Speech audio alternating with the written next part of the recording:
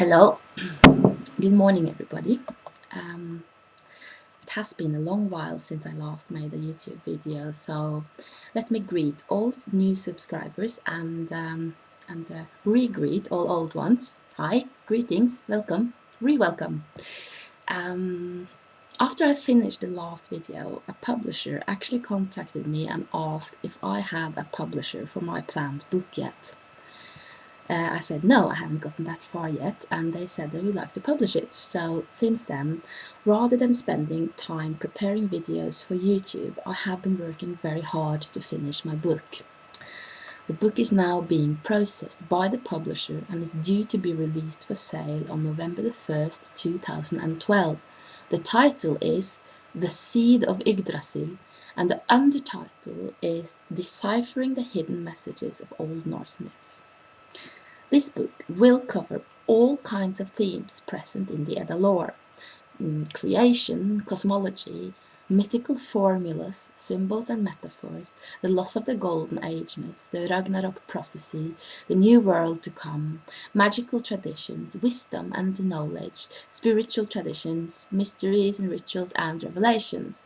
It contains a lot of the stuff that I have been talking about in my videos, only in far greater detail, as well as covering a lot of stuff that I have not spoken of yet. It also contains many of my translations of various Old Norse texts, with the Old Norse text in its original. For those who have been asking for transcripts of my videos, the book also contains several, not all, but several edited and corrected transcripts from this very video series.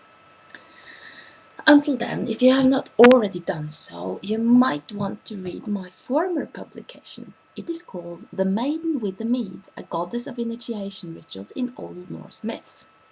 The original thesis by the same name and containing the same thing is available to read online for free through the University Library of Oslo. I have left the relevant links in the description of this video. Apart from that, many have asked to read my translations of Edda poems. Now, the book to come, The Seed of Yggdrasil, will contain several translations of many stanzas from many different poems.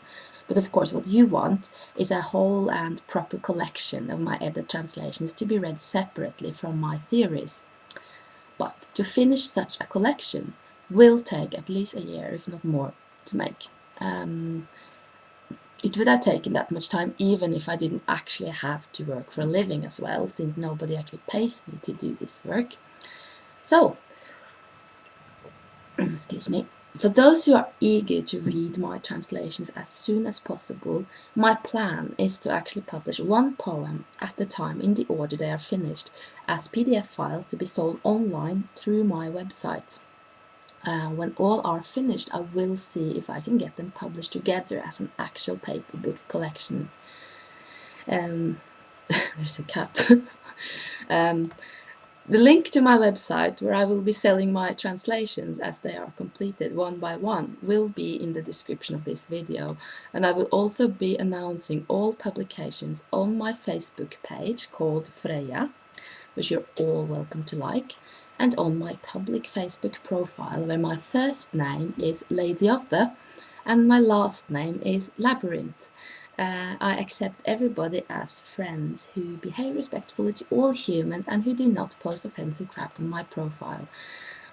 Lots of people ask me questions about Norse myths, and I'm very happy that so many people show an interest. However, to answer many of those questions satisfactorily actually often means that I have to spend a lot of time and energy either thinking or doing proper research, or spend a lot of time searching for something I might already have written but don't remember where I placed, in order to write whole articles for one person only, which is too much work for me. So please, if you are genuinely interested, please take the time to look up articles on my website, read my thesis online, scroll my Facebook page, watch my videos and wait for my book to be released.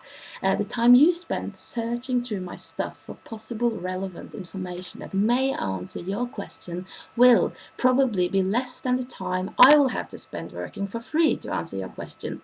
So if you cannot find answers to your questions after having spent considerable time looking through my already available work, articles and videos and theses, ask me and I will write it down so that I may remember to address the question in some future article or video. From now on, the only exception I will make to this rule, well, the only two exceptions I will make to this rule is when the question is extremely relevant for me at this moment, that's so that I really want to do the research right now, and I also may make exceptions for those who donate a little from my time of work. Okay, that was that. Goodbye for now. No, I'm just kidding. I'm gonna continue. Let's see.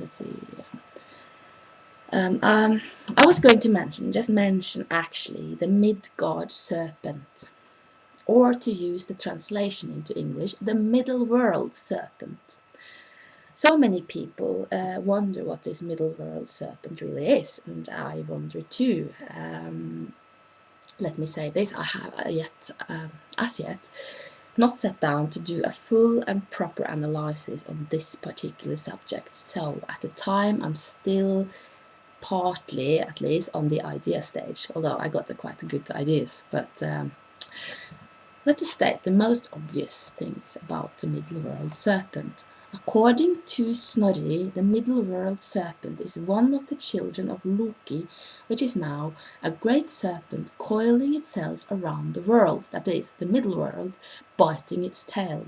Its body forms the border between the middle world, our world, and the world of giants. The middle world is the dimension of human beings, and as humans, having a human experience of cosmos, we are supposedly in a dimension right in between that of the gods and that of the giants.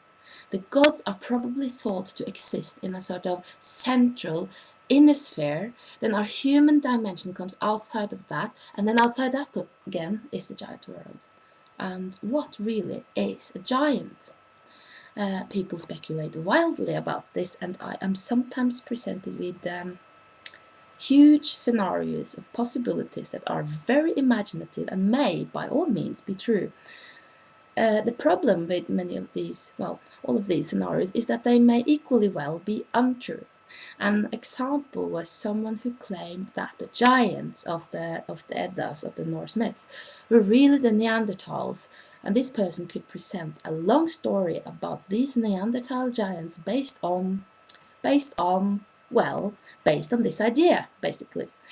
And maybe that someone is right, whoever knows. But there is absolutely no evidence in the actual sources or the actual myths for this.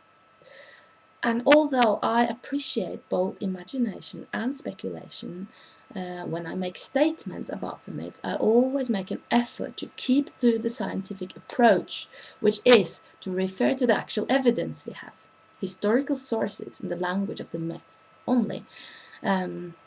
Instead of weaving away on a fancy idea that I like. And mind you, I have also often imagined that the myths about different kinds of human-like creatures may somehow have originated in the memories of a time when there really were many different kinds of human-like creatures living on this earth.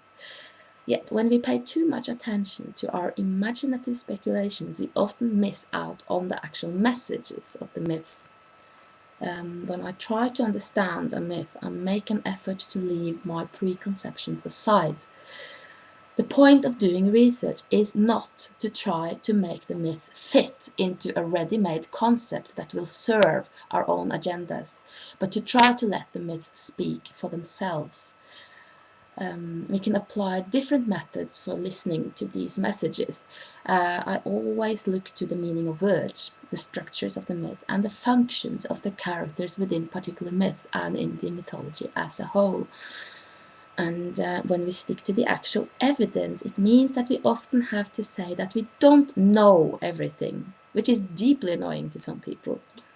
But it also means that we may actually come close to what the myths are trying to say. One of those things we do know is that the Old Norse word for giant is Jotun, which actually does not really mean giant at all. The translation giant is English, and is not found in, say, Norwegian translations, where we still call the Jotun for a Jotun, whereas a giant is a kjempe. The English translation is thus not a direct translation, but an interpretation based on the idea that the Jotnir are very big, which they are. The actual meaning of the word Jotun is one that devours. It means something that devours, consumes, feeds on, and destroys the order of the world. One of the mythical functions of these destructive consumers is in fact to steadily work on dissolving and consuming the nice ordered world of the gods. While they are at this destructive work, they also sort of create the world by providing some sort of matter substance and by making up grand illusions that fool even the gods. The females of the tribe are called gygur, translated in English as giantesses, yet the meaning of the word gygur is not known. So these giantesses often represent the moving powers within the earth, the powers that create time, aging, fate, and natural formations. They're also the powers that gave birth to the universe. The male giants tend to occupy the so-called Utgarder, which means the world outside, or the outer world, which I often compare to outer space. This is a realm of gigantic illusions that will trick even the gods, and where the inhabitants are so immensely huge that even the great Thor is totally dwarfed. These are the keepers of great secrets and mysteries, and terribly dangerous. These are the powers that steadily consume the worlds of order and shape. And the only thing which protects us who dwell in the ordered and shaped middle world against that world of destructive forces is the middle world serpent. The serpent is also called Jormungandr, which basically means great magic. I will make a more extensive analysis on this great magic serpent at some point, but for now let me just mention a few clues. Lots of people have suggested to me that the serpent represents the Milky Way. Maybe it does. But I think the idea has a significant weakness. You see, the serpent in the myths is a border that encircles the middle world, and that world is the world of human beings and gods. The Milky Way, on the other hand, is rather something that not only encompasses our own solar system, but extends very, very, very far out in space. It's a galaxy, and most of it is completely uninhabitable for human beings. Most of the Milky Way would belong to the so-called Utgarder, outer space, which is the world of giants. Of course, the ones who made up the myth may not have known that the Milky Way is a galaxy and thought it was the body of a large serpent, being partly visible in the heavens and on particularly clear nights. But from what I have gathered of these myths, a subject I do discuss more in my book, I suspect the myth makers generally knew a lot more about cosmos and space than we moderns tend to give them credit for, although this kind of attitude is changing nowadays. So I suspect that they may have been fully aware that most of the Milky Way is very far out in space, which was thought to be the dangerous world of giants, a world where human beings could not wander. The most interesting suggestion I have heard as yet is from a person who wrote to me on Facebook, who said that one can look at any proper atlas and see clearly that there is a sort of fire serpent that does encircle the earth, leading to Iceland actually. This fire serpent is of course a geological phenomenon. It is a sort of a break, a gap in the Earth's crust that actually does run around the globe as if it was a serpent biting its tail. If the old Icelanders found themselves right where the serpent meets head to tail, the myth may actually be derived from certain knowledge of geology. And if that serpent begins to move, There will be a great uplifting of the world, just as it says in the Völuspor prophecy. When the serpent moves, the earth shakes, oceans will rise and cover the earth. Only the great protector of earth, Thor, will be able to stop it. As I talked about in my second video, the thunder god represents, on one mythical level at least, the electromagnetic field of earth. The struggle between this field of Thor and the moving serpent will lead to the death of the thunder god, which means that the earth, the middle world, suddenly will stand, at least temporarily, without the protection of the power that shields our world from outer space influx. Interesting, and kind of scary too. This scenario is not just mythical, it corresponds very neatly with actual geological facts. After having studied these myths for a good while, I'm not at all surprised when I find aspects in the lore of the ancients that betray extensive understanding of natural phenomena both on Earth and beyond. As I've said before, people were not less intelligent in the olden days than we are today. They had their geniuses too. We have sort of experienced a slow recovery from an era that deserves the title Dark Ages. But before those dark ages began, science and philosophy, experiment and mathematical reasoning was in fact the order of the day in countless cultures. People who did not live under the severe oppression of religious institutions that claimed absolute monopoly on knowledge would, at all times, have been able to figure out a lot about the world through observation and through thinking. Not only does the middle world serpent appear to correspond with a geological phenomenon, the descriptions of what will happen when the serpent twists its long body also appears to correspond to exactly what must happen if this gap in the crust of Earth begins to move. A catastrophe. This kind of catastrophe has happened before and is likely to happen again. So the question many ask themselves nowadays is when? When is this serpent going to roar? In the Norse myths, there is no obvious actual dating of this event, although many have decided that it will happen this very year due to an extremely popular yet modern interpretation of the Mayan calendar. Okay, I know lots of people love to claim certainty about things. It is just that when you are perceptive to many different viewpoints, you realize that there are and have always been millions of people who are so very certain about their beliefs, despite the fact that there are millions of different beliefs that the believers are all certain about. So when a person begins to realize the countless certainties that all contradict each other, that person may begin to realize that the majority of people hold on to some explanation of the world because the beliefs themselves, no matter what these beliefs are, the beliefs themselves maintain one's border of perception against the unknown, which is what we always seem to fear the most, to not know. In a manner of speaking, our beliefs are what make up the great magic that is the serpent which holds together our known world.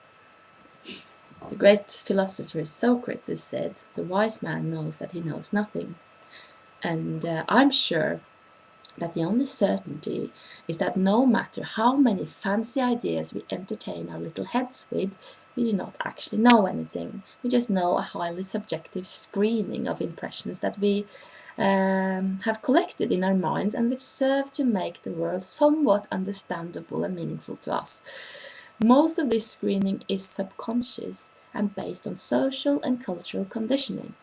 A lot of our modern culture is heavily inspired by science fiction, which has become a great part of our cultural conditioning. Fiction that carries all the subliminal power of mythology, helping us to define our world.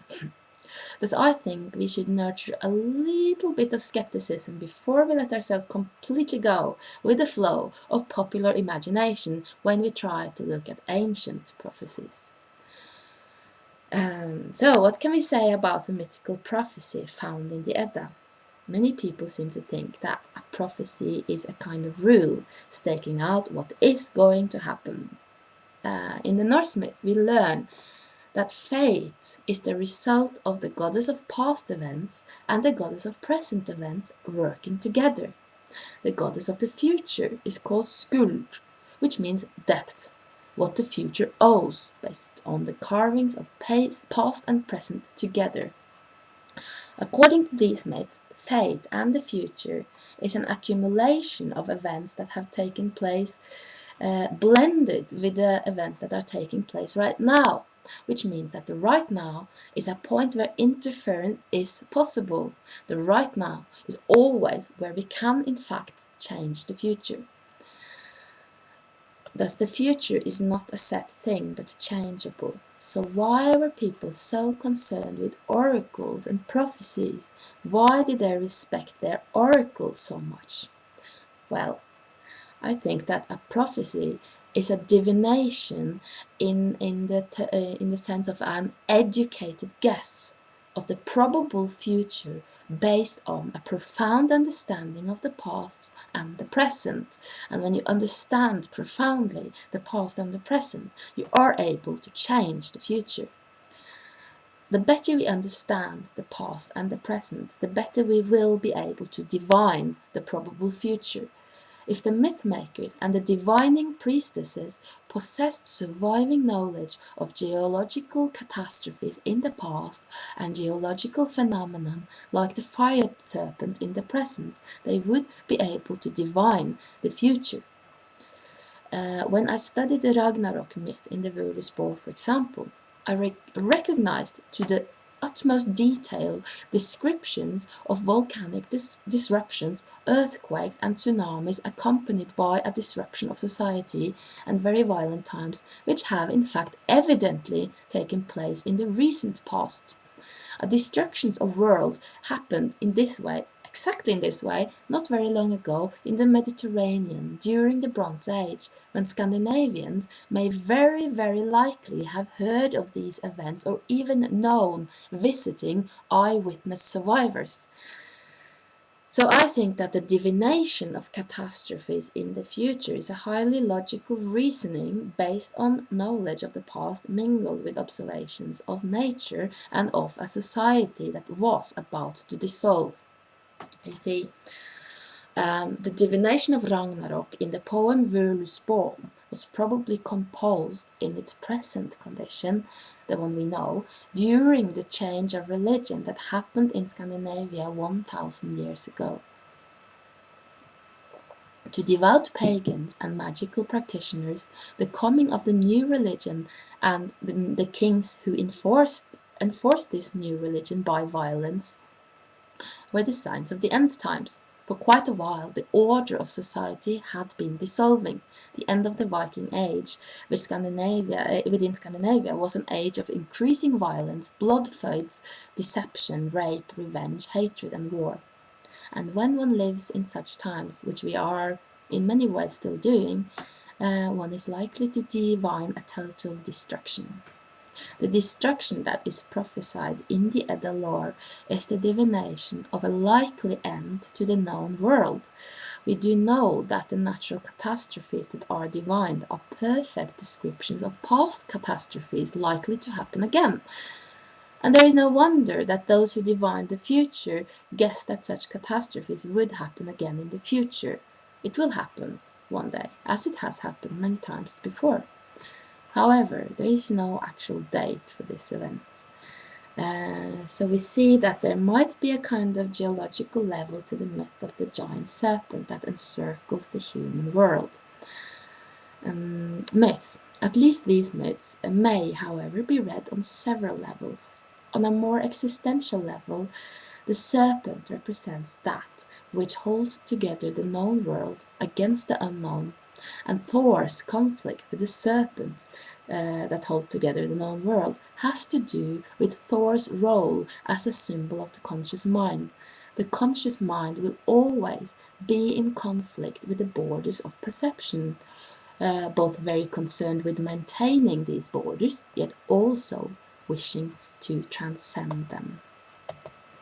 So have a nice day. Goodbye for now.